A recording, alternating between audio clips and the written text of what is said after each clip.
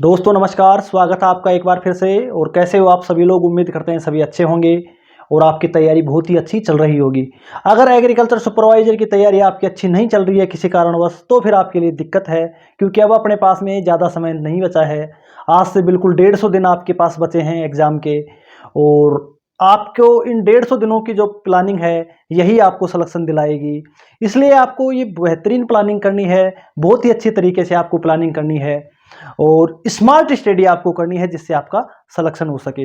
आज का जो वीडियो है बहुत ही खास होने वाला है, क्योंकि इसमें मैं ए से लेकर जेड तक टोटल जानकारी, वैकेंसी से लेकर आपकी स्टडी से लेकर सैलरी से लेकर काम से लेकर सिलेक्शन से लेकर और पढ़ाई से लेकर सारी दिक्कतें इसमें आपकी क्लियर होने वाली हैं।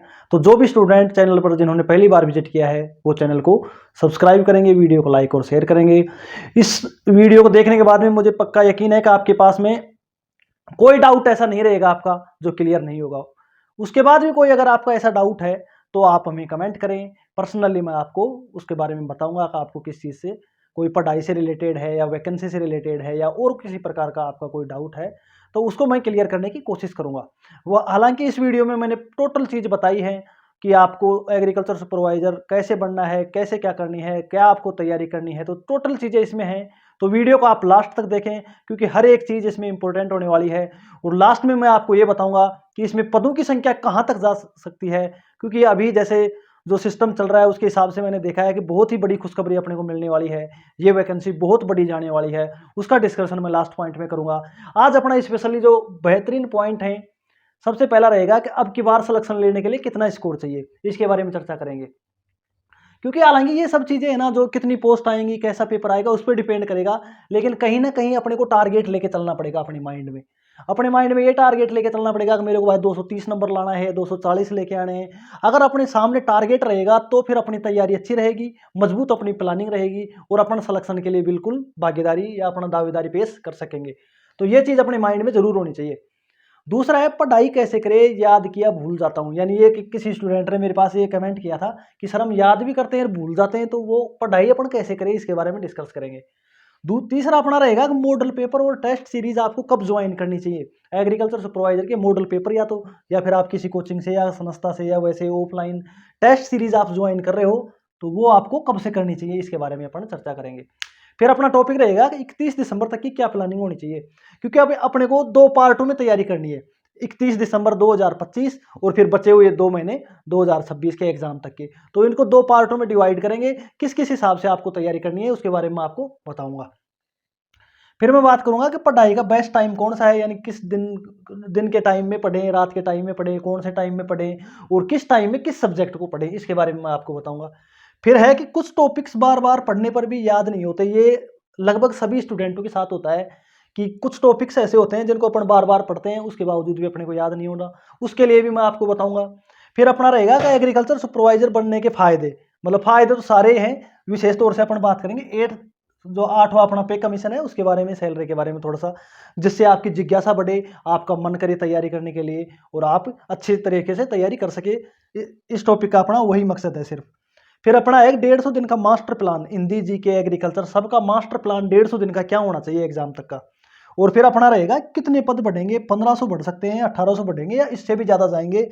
ये बहुत ही इंपॉर्टेंट टॉपिक है और इसको लेकर जो खुशखबरी आई है उसके बारे में अपन चर्चा करेंगे। और फिर अपन बात करेंगे कि फॉर्म कब आएंगे और एग्जाम डेट 8 मार्च को ही होगी या फिर इसमें कुछ फेरबदल हो सकता है, तो इसके बारे में भी चर्चा करेंगे। तो कुल मिला के बात यह है कि वीडियो बहुत अच्छा होने वाला है, बहुत बढ़िया होने वाला है।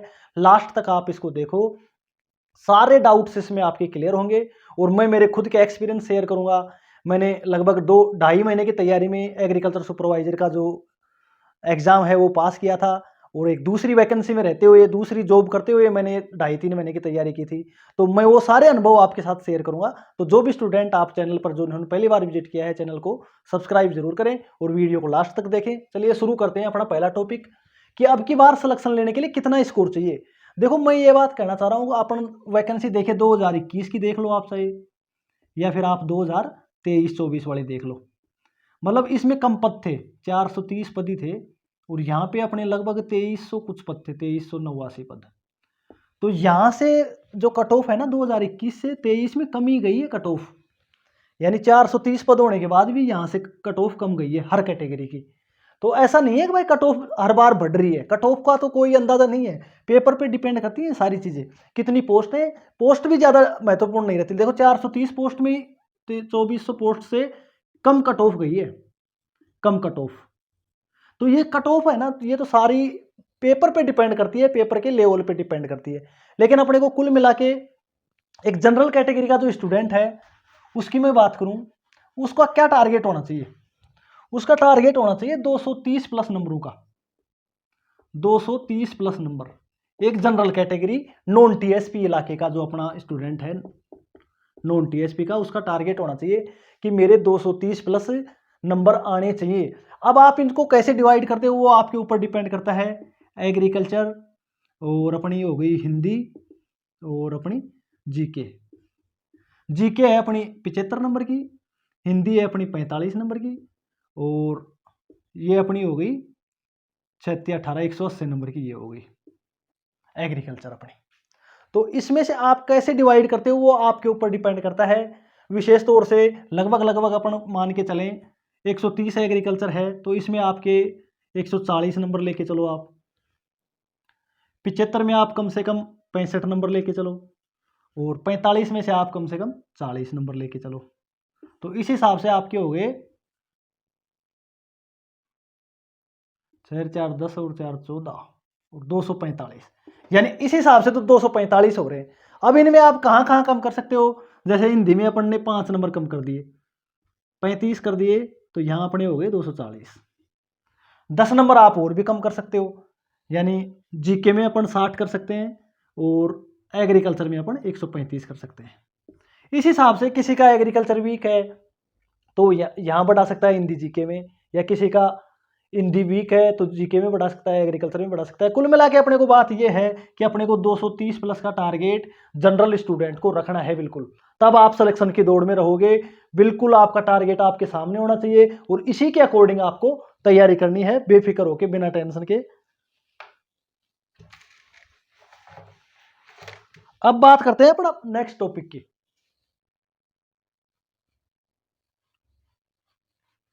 ये जनरल कैटेगरी का मैंने 230 नंबर बताए, इसके अकॉर्डिंग आप अपनी कैटेगरी देख ले और वो आपके सामने लक्ष्य होना चाहिए शुरू से ही।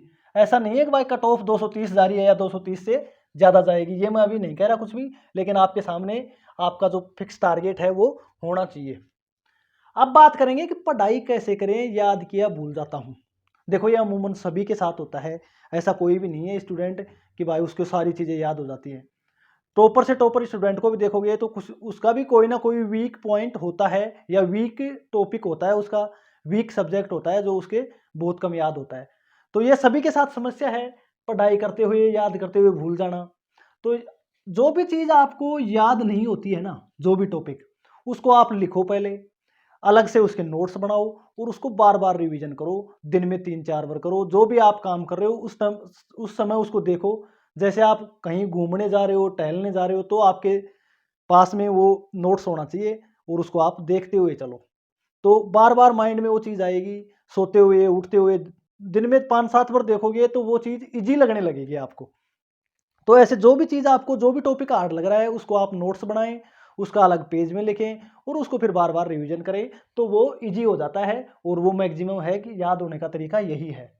पढ़ाई कैसे करें? पढ़ाई आपको टॉपिक वाइज करनी है, सिलेबस के अकॉर्डिंग करनी है और बिल्कुल सब्जेक्ट वाइज करनी है। आप कई स्टूडेंट तो ऐसे होते हैं कि भाई एक ही सब्जेक्ट को एक दिन पढ़ते हैं, जैसे हिंदी उन्होंने पढ़ना शुरू कर दी तो पूरे दिन हिंदी पढ़ते हैं।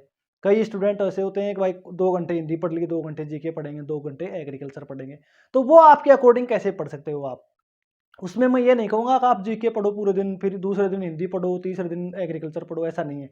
जैसा आपको सूटेबल लगे उसी के अकॉर्डिंग आपको पढ़ना है। उसमें कोई दिक्कत नहीं है कि भाई जिसका सिलेक्शन हुआ है वो ऐसे करा है, मैंने तो 1 घंटे जीके पढ़ी फिर मैं 2 घंटे हिंदी पढ़ता, ऐसा कुछ नहीं है। जैसा आपके माइंड में सेटअप हो उसी हिसाब से, जैसे आपको उचित लग रहा है ना, आप वैसे तैयारी करें और उसी हिसाब से आप पढ़ाई करें। बस टॉपिक वाइज पढ़ाई करें और रेगुलर पढ़ाई करें।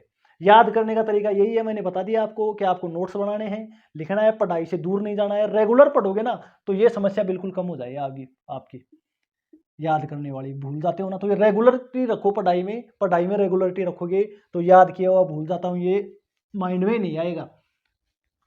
बस भूल रहे हो तो उस चीज़ को दोबारा देखो। आप कोई भी टॉपिक आपने पढ़ा है, आपने वीडियोस पढ़ लिया मान लो, वो भूल गए आप तो दोबारा देखो, 2-3 दिन बाद में फिर उनको रिवीजन करो। फिर अगर आप भूल रहे हो तो दोबारा से उनको एक बार फिर देखो बुक्स में, कौन सी चीज़ मैं भूल रहा हूँ।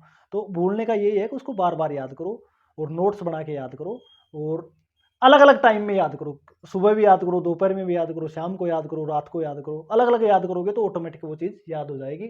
पढ़ाई करने का सही तरीका मैंने बता दिया आपको कि रेगुलर पढ़ना है और पढ़ाई अपने हिसाब से करनी है। जैसे भी आपको उचित लगे, कौन से टाइम में क्या पढ़ना है उसी हिसाब से आपको पढ़ना है।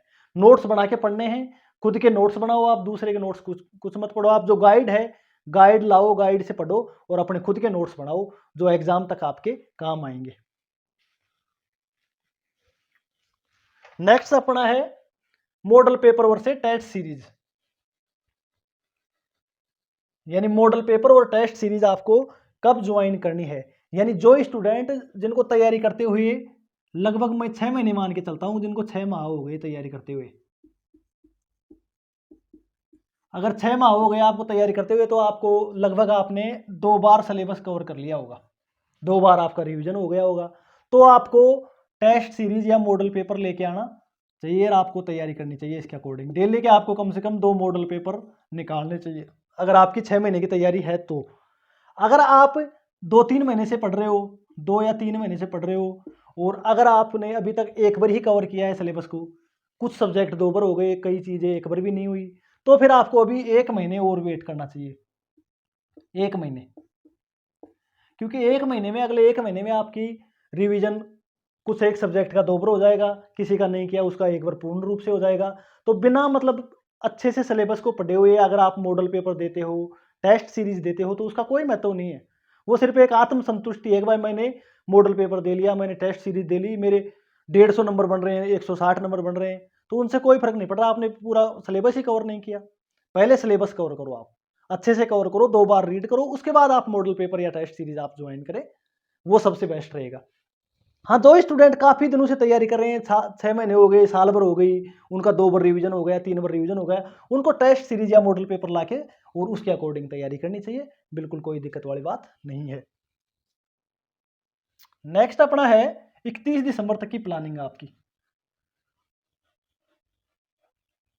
वीडियो बहुत ही अच्छा है, किसी स्टूडेंट को कोई डाउट हो फिर भी तो आप बीच में कमेंट करना, और कमेंट में करके मैं आपको पर्सनली उस चीज़ के लिए बताऊंगा कि आपको क्या करना है क्या नहीं करना है, आपकी कोई भी प्रॉब्लम हो तो।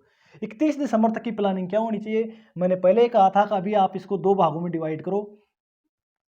इस समय को जो अपना एग्रीकल्चर सुपरवाइजर का एग्जाम है ना 8 मार्च को, तो इसको अपन को 2 भागों में डिवाइड करके तैयारी करनी है, 8 मार्च और 31 दिसंबर। यानी 31 दिसंबर आज से लेके 31 दिसंबर तक का, और 1 जनवरी से लेके 8 मार्च तक का, जब तक अपना एग्जाम होगा उस तक का।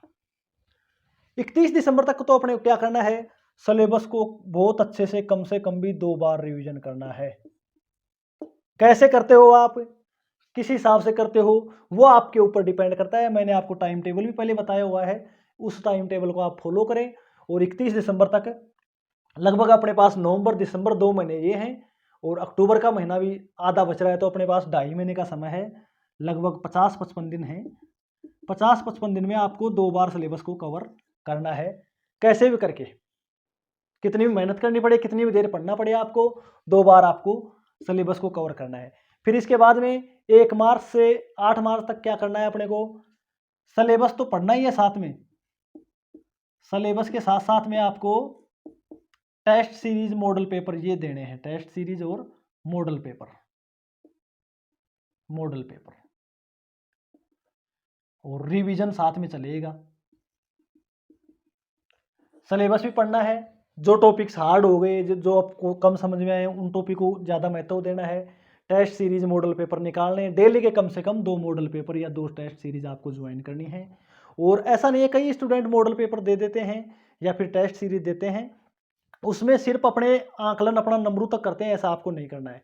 यानी आपने मॉडल पेपर दिया, आपके 200 नंबर आ गए 300 में से, बस वहीं तक आप सीमित हो गए। मॉडल पेपर को आपको याद करना है। जैसे ही आपने मॉडल पेपर दिया, उसके बाद में आपके नंबर देख लिया आपने, 200 बन रहे हैं, 150 बन रहे हैं, जितने बन रहे हैं कोई दिक्कत नहीं है। आपको उस मॉडल पेपर में 100 क्वेश्चन है, 100 के 100 को रिवीजन करना है, याद करना है उसको, क्योंकि हो सकता है वही क्वेश्चन जो आपका गलत हुआ हो वो आगे एग्जाम में आ जाए, आपने उसको पीछे देखा ही नहीं कि भाई कौन सा मेरा गलत हुआ है, कौन से सही हुए हैं। तो आपको उसको याद करना है, याद करने के मकसद से देना है, ना कि अपने को नंबर लाने के मकसद से। मॉडल पेपर और टेस्ट सीरीज अपने को याद करने के मकसद से देने चाहिए हमेशा। तो अपने को इस हिसाब से ये 2 भागों में प्लानिंग करनी है अब जो बचा हुआ समय है उसकी। ये सभी के लिए है, या कुछ स्टूडेंट ऐसे हैं जो पुराने टाइम से तैयारी कर रहे हैं, साल भर हो गई, 6 महीने हो गए, उनके लिए मैंने पहले बता ही दिया कि वो अभी भी टेस्ट सीरीज या मॉडल पेपर ज्वाइन कर सकते हैं, कोई दिक्कत वाली बात नहीं है। अब अपना है पढ़ाई का बेस्ट टाइम तो कौन सा है। देखो, पढ़ाई का बेस्ट टाइम तो मैं बताऊं आपको, कई स्टूडेंट तो ऐसे होते हैं कि नोटिफिकेशन आ गया, एग्जाम का नोटिफिकेशन आ गया, फॉर्म भरने स्टार्ट हो गए। कई स्टूडेंट ऐसे हैं उनका माइंड उस टाइम एक्टिव होता है, जैसे उनको फॉर्म भरना स्टार्ट हो गए तो उनको ऑटोमेटिक माइंड में होता है अब वैकेंसी आ गई, अब अपना एग्जाम, अब अपने को तैयारी करनी है। कुछ एक स्टूडेंट ऐसे होते हैं फिर उनका माइंड एक्टिव होता है और वो बहुत अच्छी तैयारी करते हैं और 3 महीने में 4 महीने में वो सिलेक्शन भी ले लेते हैं। लेकिन ऐसे स्टूडेंट बहुत कम होते हैं, या यूँ कहें नाम मात्र के होते हैं, या कोई ऐसा स्टूडेंट होता है जिनके कुछ पुराने सिलेबस या कुछ टॉपिक्स कुछ कवर होते हैं उनके, जैसे हिंदी या जीके कवर हो सकता है उनका पहले से, तो उनका 2.5-3 महीने में सिलेक्शन हो सकता है। या फिर उसकी एग्रीकल्चर बहुत अच्छी है और बाकी के 2-2.5 महीने में उसने हिंदी और जीके को तैयार कर लिया, तो ऐसे स्टूडेंट का सिलेक्शन होता है। ऐसा नहीं है कि भाई 0 लेवल से शुरू करता है और उसका 2.5-3 महीने में सिलेक्शन हो जाता है, ऐसा बिल्कुल नामुमकिन है। तो पढ़ाई का जो बेस्ट टाइम है वो होता है, जैसे अपने को सुबह 4 बजे उठना है। अब सुबह 4 बजे हर स्टूडेंट उठे सुबह 4 बजे, क्योंकि अब गर्मी गई, बहुत अच्छा मौसम है पढ़ाई का, और अपना एग्जाम 8 मार्च को है ना, तो 8 मार्च तक तो बहुत ही बढ़िया मौसम है पढ़ाई का। अपने आराम से 4 बजे उठें और 4 बजे से आप 10 बजे तक बहुत अच्छा पढ़ें। इसमें अगर अपन 1 घंटा भी एक्सरसाइज वगैरह या वैसे मान लें तो 4 बजे से 10 बजे तक में आपको 6 घंटे में 5 घंटे आपकी पढ़ाई हो जाएगी, 5 घंटे। तो सुबह सुबह के टाइम में आपकी 5 घंटे पढ़ाई हो रही है तो बहुत अच्छी बात है। और इन 5 घंटों में सुबह के टाइम में अपने को वो टॉपिक पढ़ने जो अपने को हार्ड लगते हैं या फिर अपने को डिफिकल्टी होती है उनको पढ़ने में समझने में, तो उन टॉपिक्स को, उन सब्जेक्ट को आप सुबह के टाइम पढ़ें। फिर आप दोपहर में कम पढ़े, शाम के टाइम और रात तक, रात को भी लगभग आप 10 बजे तक पढ़ें, 10 बजे तक। 10 बजे बाद आप सोएं और 11 बजे तक आप, वो 4 बजे आप उठें, 10 बजे सोएं आप। और दोपहर का जो टाइम होता है उसमें भी आपको कम से कम 1 घंटे रेस्ट करना चाहिए या नींद लेनी चाहिए, 1-1.5 घंटे, 1 या 1.5 घंटे। तो रेस्ट, नींद लेने से क्या है, आपका माइंड एक्टिव होता है और चीज़ें अच्छी याद होती हैं, इसलिए सोना भी चाहिए दिन में भी, और सुबह जल्दी उठ के पढ़ना चाहिए। ये रूल अब सभी स्टूडेंटों को फॉलो करना है। अब अपन बात करेंगे, कुछ टॉपिक्स बार बार पढ़ने पर भी याद नहीं होते। देखो, पहली बार तो ऐसा होता नहीं है कि अपन बार बार किसी चीज़ को पढ़ें और वो अपने को याद नहीं हो, लेकिन फिर भी कई टॉपिक्स ऐसे होते हैं, जैसे मैं अपने सस्य विज्ञान में बात करूँ, वीड्स की, वीड्स वाला टॉपिक हो गया, किसी को अपना उर्वरक वाला टॉपिक हार्ड लगता है। इन 2 टॉपिक्स पे बात कर लेते हैं। हो सकता है किसी को पशुपालन में कुछ हार्ड लग रहा हो, जीके में कुछ हार्ड लग रहा हो, हिंदी में कुछ हार्ड लग रहा हो, तो मैं ये कहूँगा भाई पूरी बुक, पूरी सस्य विज्ञान तो आपको हार्ड लग नहीं रही, या तो आपको वीड्स लग रहे हैं या फिर उर्वरक लग रहे हैं या फिर आपको दोनों चीज़ें लग रही हैं। अगर आप इनको बार बार नोट्स बना के पढ़ रहे हो, कई चीज़ें याद हो गई तो ठीक है, अगर नहीं हो रही तो उनको आप छोड़ दीजिए ना, क्या दिक्कत है, छोड़ सकते हैं। क्योंकि अपने को सिलेक्शन लेने के लिए 80% मार्क ही चाहिए, 100% नहीं लेने हैं अपने को। अपना तो सिलेक्शन होना चाहिए, 80% पे हो रहा है तो 20% चीज़ों में आएंगी छोड़ने वाली चीज़ें, ज़्यादा टेंशन लेने की जरूरत कहाँ आ रही है। 20% चीज़ें हैं जिनको अपन छोड़ सकते हैं। लेकिन अपने को ऐसा तब करना है कि भाई अपने को बार बार उन चीज़ों के नोट्स बनाने के बाद में, या फिर पूरा बार बार रिवीजन कर रहे हैं उसके बाद भी अपने याद नहीं हो रही है तो ही छोड़ना है, वरना अपने को तो बिल्कुल बार बार याद करता रहना है, रिवीजन करते रहना है, तो ऑटोमेटिक चीज़ें याद हो जाएंगी, कोई टेंशन लेने वाली बात नहीं है। और फिर भी कोई टॉपिक्स, किसी भी सब्जेक्ट का कोई टॉपिक्स आपको हार्ड लगता है तो ऐसा तो है नहीं कि भाई आपको 100 का 100% याद नहीं हो रहा। वीड्स भी कई ऐसे होते हैं कि भाई हाँ 20-30% तो याद हो ही जाते हैं। तो जितना आपको याद हो रहा है उतना आप याद करें, अगर नहीं हो रहा है तो उसको छोड़ दें, क्योंकि अपने को 80% नंबर चाहिए सिलेक्शन के लिए, 100% नहीं चाहिए। तो 20% चीज़ें अपन छोड़ सकते हैं, कोई माइंड में लोड लेने वाली बात नहीं है। इसलिए बार बार रिविजन करने के बाद भी याद नहीं हो रहा है तो टेंशन ना ले, उस सब्जेक्ट को छोड़ दें, उस टॉपिक को छोड़ दें, उसको अपन बाद में देखते हैं। और अगर वो बाद में भी नहीं होता है तो टेंशन लेने वाली बात नहीं है, क्योंकि अपने को 80% मार्क लेने हैं, अपने को सिलेक्शन लेना है, अपने को टॉपर नहीं बनना है। तो ये सीधी सी बात है, टेंशन तो बिल्कुल भी नहीं लेनी है अब। और अब अपना बहुत इंपॉर्टेंट टॉपिक है कि एग्रीकल्चर सुपरवाइजर बनने के फायदे। देखो फायदे तो यही है कि भाई आपको जॉब मिलेगी, अच्छी जॉब है और बहुत अच्छी जॉब है। आगे आगे जो समय आ रहा है उसमें और भी अच्छी होने वाली है, क्योंकि अपने पास में 8th पे कमीशन आ रहा है, 8th पे कमीशन, जिसमें इसकी जो सैलरी है, शुरुआती सैलरी वो ही लगभग मान के चलो आप 20,000 से ऊपर चली जाएगी, 20,000 प्लस हो जाएगी। यानी जो शुरुआत में अपने को अब 2 साल में 14,600 रुपये जो मिल रहे हैं ना, वही 2 साल बाद में 20,000 रुपये प्लस हो जाएंगे शुरुआती 2 साल में। और जो बाद में, जैसे अभी प्रेजेंट में 2 साल प्रोबेशन बाद में अभी सैलरी मिल रही है लगभग 32,000 रुपये, इन एंड 32,000 रुपये मिल रही है, तो वो 2 साल के बाद में लगभग हो जाएगी 50,000 रुपये। और इस वैकेंसी वालों के लिए तो और भी अच्छा फायदा है, क्योंकि आपका जो प्रोबेशन पीरियड है ना, यानी आपको 2026 में ज्वाइनिंग मिल जाएगी इसकी, 2026 में आपको ज्वाइनिंग मिल जाएगी। अब ये सितंबर तक मिले या अक्टूबर तक मिले ये अपन नहीं कह सकते, वो तो आगे आने वाले टाइम में ही बताएंगे, लेकिन 2026 तक आपको ज्वाइनिंग मिल जाएगी। और आपका 2027 और 2028 में आपका प्रोबेशन पीरियड पूरा होगा। और जहाँ तक विचार है 2026 या 2027 में या 2028 के फर्स्ट में 8th पे कमीशन अपने राजस्थान में लग जाएगा, तो आपको तो बहुत अच्छा फायदा इसमें मिलेगा। आपको तो पैसे ये बढ़ के मिलेंगे और भी ज़्यादा बेनिफिट मिल जाएगा। और 2 साल बाद आपकी जो सैलरी होगी वो लगभग 50,000 रुपये होगी। तो आपको तो बिल्कुल पैसों को ध्यान में रखते हुए, रेपुटेशन को ध्यान में रखते हुए, जॉब को ध्यान में रखते हुए बिल्कुल तैयारी करनी चाहिए। आपके लिए बहुत अच्छी जॉब है और बहुत ही अच्छा आपको इसमें फ़ायदा मिलेगा। इससे ज़्यादा और फ़ायदा क्या मिलेगा, आपको जॉब मिलेगी, अच्छे पैसे मिलेंगे, तो ये सबसे बढ़िया फ़ायदा है। आपके माँ बापों के लिए बहुत अच्छी बात है कि भाई आप उनके लिए जॉब लगोगे, उनका भी मान सम्मान बढ़ाओगे, तो बहुत ही अच्छी बात है। अब अपना होना चाहिए 150 दिन का master plan Hindi GK agriculture. 150 दिन, पूरे 150 दिन की मैं बात करूं तो इसमें आपको कम से कम हिंदी हो गया अपना सब्जेक्ट, जीके हो गया और अपना एग्रीकल्चर हो गया। अमूमन मैं ये मानता हूँ भाई एग्रीकल्चर लगभग सभी का ठीक होता है। जो एग्रीकल्चर सुपरवाइजर की तैयारी कर रहे हो, चाहे वो 12th पास हो या फिर बीएससी हो, एमएससी हो, जैसे भी हो, एग्रीकल्चर लगभग सभी की सही होती है, लगभग 80% लोगों की। फिर भी अगर अपना नहीं है तो भी कोई दिक्कत नहीं है। हिंदी जीके है थोड़ा सा वीक होता है, तो इन 150 दिन में हिंदी और जीके के जो अपने टॉपिक हैं उनको अपने को कम से कम 5 बार रिवीजन करना है। हिंदी के जो अपने 10-11 टॉपिक्स हैं उनको 5 बार रिवीजन करना है। जीके में भी अपने को 5 बार रिवीजन करना है। एग्रीकल्चर का अपने को कम से कम 3 बार रिवीजन करना है एग्जाम तक। अगर कोई स्टूडेंट ऐसा है जिसकी जीके अच्छी है, एग्रीकल्चर कमजोर है, तो वो यहाँ बढ़ा सकता है, इसको जीके को कम कर सकता है, यहाँ 4 बार कर सकता है, यहाँ भी 4 बार कर सकता है। किसी की हिंदी वीक है या हिंदी अच्छी है तो वो एग्रीकल्चर वो है, तो अपने हिसाब से आप देख सकते हो। लेकिन मैंने एक अमूमन बताया है नॉर्मली कि हिंदी और जीके अपने एग्रीकल्चर स्टूडेंटों का वीक होता है, तो इसको अपने को कम से कम भी 5 बार दोहराना है अपने सिलेबस के अनुसार। सिलेबस के अनुसार, ऐसा नहीं है कि भाई आप पूरी हिंदी पढ़ रहे हो, पूरी जीके पढ़ रहे हो, पूरी हिंदी और जीके अपने सिलेबस में नहीं है, तो सिलेबस में जो जो टॉपिक हैं उनको 5 बार रिवीजन करना है।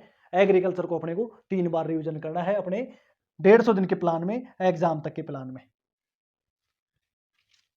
और अब अपना सबसे बढ़िया टॉपिक और इस वीडियो का सबसे इंपॉर्टेंट टॉपिक, कितने पद बढ़ेंगे, 1500 बढ़ेंगे, 1800 बढ़ेंगे या और बड़ी वैकेंसी जाएगी, इसके बारे में अपन चर्चा करेंगे।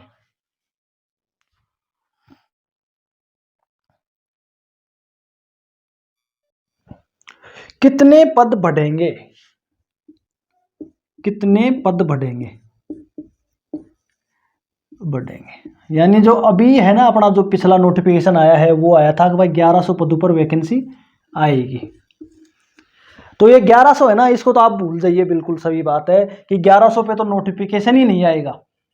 ये नोटिफिकेशन लगभग मान के चलो आप 1500 पदों पर आएगा नोटिफिकेशन ही, क्योंकि इतने सारे पद खाली हो गए। अभी उद्यान विभाग में खाली हुए हैं और अभी एक डीपीसी होने वाली है, यानी सीनियर सुपरवाइजर से डब्ल्यूओ बनेंगे, फिर सुपरवाइजर से सीनियर सुपरवाइजर बन जाएंगे। तो बहुत सारे पद खाली हैं। प्रेजेंट में लगभग 1800 पद खाली चल ही रहे थे पहले से।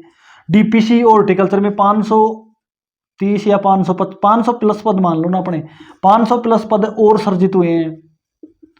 तो ये वैकेंसी है ना, 1500 पदों पर तो नोटिफिकेशन ही आएगा जहां तक पूरी पूरी संभावना है। और मतलब नोटिफिकेशन अगर 1100 पे भी आता है ना तो भी कोई दिक्कत नहीं है। पद तो इसमें मैं ये कह रहा हूँ 1500 1800 से भी ज़्यादा जाने की पूरी पूरी चांस है। अगर आपका सही लग रहा ना तो ये वैकेंसी 1500 1800 पदों से भी ज़्यादा पदों पर आएगी, क्योंकि बहुत सारे पद उद्यान विभाग में भी खाली हैं, डीपीसी भी हो रही है, वैसे भी पद खाली हैं, नए पद भी सर्जित होंगे। नए पद भी सर्जित होने की बहुत ज़्यादा संभावना है, क्योंकि अपने 9 नए जिले बने हैं ना अभी। 41 जिले हो गए, अब 8 जिले बन गए अपने नए। तो 8 जिले बने हैं तो इनमें भी पद क्रिएट होंगे, कुछ नई पोस्टें सर्जित होंगी। तो ये वैकेंसी बड़ी वैकेंसी के रूप में आपको देखने को मिलेगी। 1800 प्लस पद तक भी जा सकती है, पूरी पूरी इसकी संभावना है। जो सारे अभी ऐलान हो रहे हैं सिस्टम से बन रहा है कि भाई ये वैकेंसी 1800 1500 पदों पर आ सकती है। इसलिए आप अपनी पूरा जोर लगा दें इसकी तैयारी में, क्योंकि इससे बड़ी वैकेंसी फिर आपको आगे नहीं मिलेगी। आगे सिलेबस भी चेंज हो सकते हैं, योग्यता भी चेंज हो सकती है, और पाठ्यक्रम भी चेंज हो सकता है, और परीक्षा का पैटर्न भी चेंज हो सकता है। बहुत सारी चीज़ें हैं जो 2 साल बाद में चेंज हो सकती हैं। इसलिए अपने को लास्ट एग्ज़ाम मानते हुए और बड़ा एग्ज़ाम मानते हुए इसकी तैयारी बहुत अच्छे से करनी है। और ये बड़ी वैकेंसी आपके लिए आएगी, आप बिल्कुल अपनी तैयारी करें। अब आपको समय गंवाने के लिए बिल्कुल भी 1 मिनट भी आपके पास में नहीं है। एक दिन भी आप खराब नहीं कर सकते। आप एक दिन भी अगर खराब करते हो तो वो बहुत बड़ा नुकसान है आपके लिए। इसलिए आपको जी तोड़ तरीके से मेहनत करनी है, स्मार्ट स्टडी करनी है। ऐसे नहीं है कि भाई बहुत सारी आप किताबें ले आए, बहुत सारी कोचिंगों को आप देख रहे हो, ऐसा नहीं करना है। ऐसे कंफ्यूज नहीं होना है, बिल्कुल अपना एक टारगेट रखना है। जो भी बुक है उसको 3 से 4 बार रीड करना है अच्छे से। और बड़ी वैकेंसी है तो आप ये मान के चलो कि अपनी जो कट ऑफ है वो भी कम जाएगी।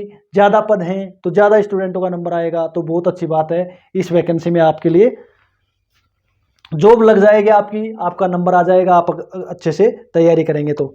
अब अपना ये है कि फॉरम कब आएंगे। एग्जाम 8 मार्च को ही होगी, ये भी इंपॉर्टेंट चीज़ है। फॉरम है, फॉरम हमने 1-2 दिन में आपका रिजल्ट आने वाला है। जो वेटिंग लिस्ट वगैरह थी ना, वेटिंग लिस्ट तो क्या थी, इसमें जो रिजल्ट रुके हुए थे 2023 वैकेंसी के, 2023 वैकेंसी के रिजल्ट रुके हुए थे, वो आपको बहुत जल्द आज या कल में देखने को मिलेंगे। वो हमने पहले भी कहा था कि आपको दीपावली से पहले खुशखबरी मिल सकती है। मैंने पहले भी आपको बताया है। बहुत सारी चीज़ें ऑथेंटिक ही बताते हैं हम, ऐसे नहीं है कि भाई हाँ तुक्का मारते हैं। तुक्का मारने वाली बात यहाँ पे नहीं है, क्योंकि मैं कोई भी चीज़ पूछता हूँ तो आगे कहीं ना कहीं से थोड़ा क्लियर करके फिर आपको मैं बताता हूँ।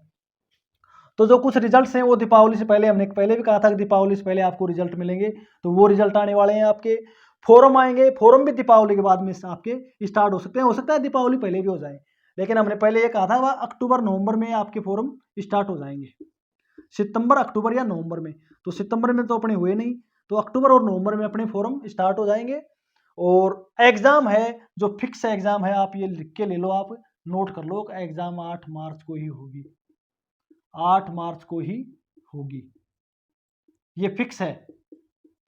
आपकी एग्ज़ाम 8 मार्च 2026 को ही होगी, ये आप नोट कर लें। इसी को आपको ध्यान में रखते हुए तैयारी करनी है। और आपके फॉरम अक्टूबर नवंबर में, अब दीपावली से पहले भी आ सकते हैं 2-4 दिन, या फिर दीपावली के जस्ट बाद आपके फॉरम भरने स्टार्ट हो जाएंगे।